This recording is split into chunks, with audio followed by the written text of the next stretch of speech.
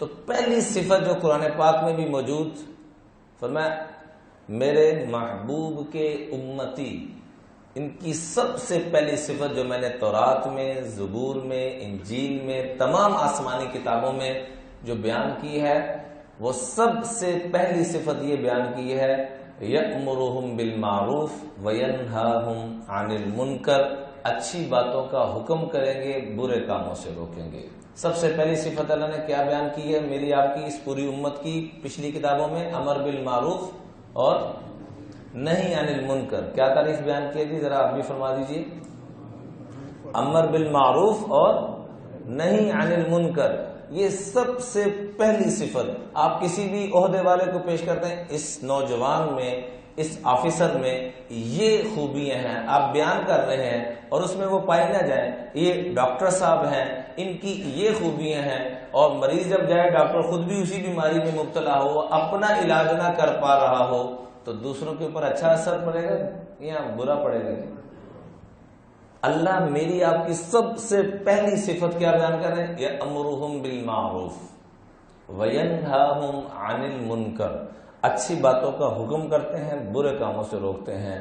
ہم نہ اپنے گھر میں امر بالمعروف اور نہی عن المنکر کر رہے ہیں، نہ رشتہ داروں کے اندر، نہ محلے کے اندر، نہ اپنی تحصیل کے اندر، نہ اپنے ضلع کے اندر، نہ اپنے صوبے کے اندر۔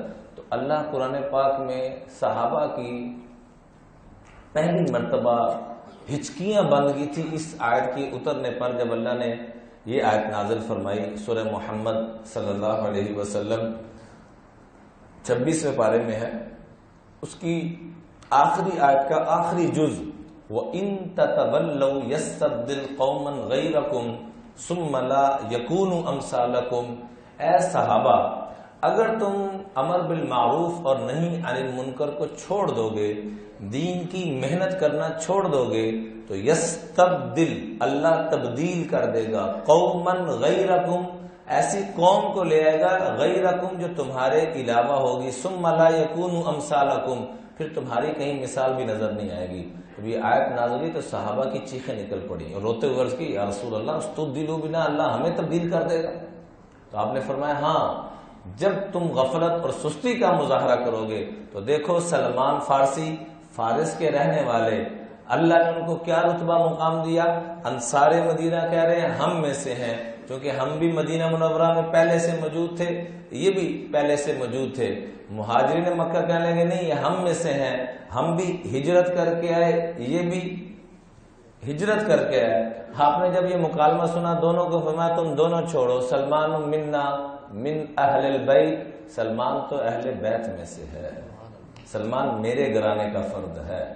فارس سے آئے، سہیب رومی روم سے آئے، بلال حبشی حبشہ سے آئے، رب نے کیا کام لیا ان سے؟ آپ نے جب یہ مثالیں دی تو صحابہ کی چیخیں نکل پڑی۔